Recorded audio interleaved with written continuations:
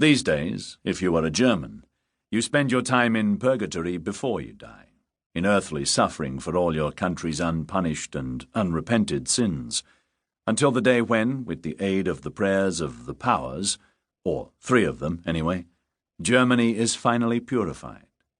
For now we live in fear. Mostly it is fear of the Ivans, matched only by the almost universal dread of venereal disease, which has become something of an epidemic, although both afflictions are generally held to be synonymous. Chapter 1. It was a cold, beautiful day, the kind you can best appreciate with a fire to stoke and a dog to scratch. I had neither, but then there wasn't any fuel about, and I never much liked dogs.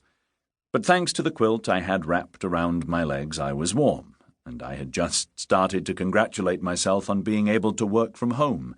The sitting room doubled as my office, when there was a knock at what passed for the front door. I cursed and got off my couch. "This will take a minute," I shouted through the wood, "so don't go away." I worked the key in the lock and started to pull at the big brass handle. "It helps if you push it from your side," I shouted again. I heard the scrape of shoes on the landing and then felt a pressure on the other side of the door. Finally, it shuddered open. He was a tall man of about 60, with his high cheekbones, thin, short snout, old-fashioned side whiskers, and angry expression. He reminded me of a mean old king baboon. "I think I must have pulled something," he grunted, rubbing his shoulder. "I'm sorry about that," I said, and stood aside to let him in. "There's been quite a bit of subsidence in the building. The door needs rehanging, but of course you can't get the tools." I showed him into the sitting room. "Still, we're not too badly off here. We've had some new glass, and the roof seems to keep out the rain.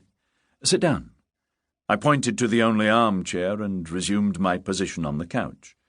The man put down his briefcase, took off his bowler hat, and sat down with an exhausted sigh. He didn't loosen his grey overcoat, and I didn't blame him for it.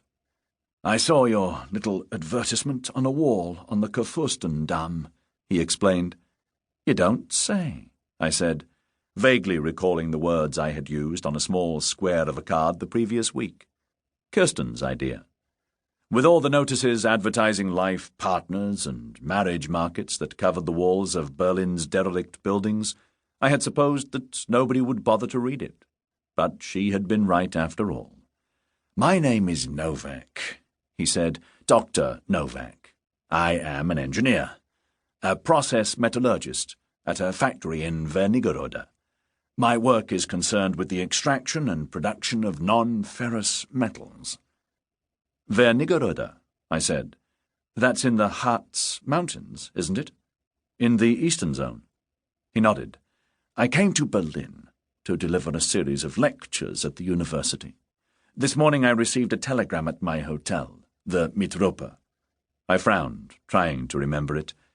"It's one of those bunker hotels," said Novak. For a moment he seemed inclined to tell me about it, and then changed his mind. "The telegram was from my wife, urging me to cut short my trip and return home." "Any particular reason?" He handed me the telegram. "It says that my mother is unwell." I unfolded the paper, glanced at the typewritten message, and noted that it actually said she was dangerously ill. "I'm sorry to hear it." Dr. Novak shook his head. "You don't believe her?" "I don't believe my wife ever sent this," he said. "My mother may indeed be old, but she is in remarkably good health. Only 2 days ago she was chopping wood. No, I suspect that this has been cooked up by the Russians to get me back as quickly as possible." "Why?" "There is a great shortage of scientists in the Soviet Union. I think that they intend to deport me to work in one of their factories." I shrugged. "Then why allow you to travel to Berlin in the first place?" "That would be to grant the Soviet military authority a degree of efficiency which it simply does not possess. My guess is that an order for my deportation has only just arrived from Moscow, and that the SMA wishes to get me back at the earliest opportunity." Have you telegraphed your wife to have this confirmed? Yes. She replied only that I should come at once. So you want to know if the Ivans have got her? I've been to the military police here in Berlin, he said. But... His deep sigh told me with what success. No, they won't help, I said. You were right to come here. Can you help me, Herr Gunther? It means going into the zone, I said, half to myself, as if I needed some persuasion, which I did. To Potsdam. There's someone I know I can bribe at the headquarters of the group of Soviet forces in Germany. It'll cost you, and I don't mean a couple of candy bars. He nodded solemnly. You wouldn't happen to have any dollars, I suppose, Dr. Novak? He shook his head. Then there's also the matter of my own fee. What would you suggest? I nodded at his briefcase. What have you got? Just papers, I'm afraid. You must have something. Think. Perhaps something at your hotel. He lowered his head and uttered another sigh as he tried to recall a possession that might be of some value.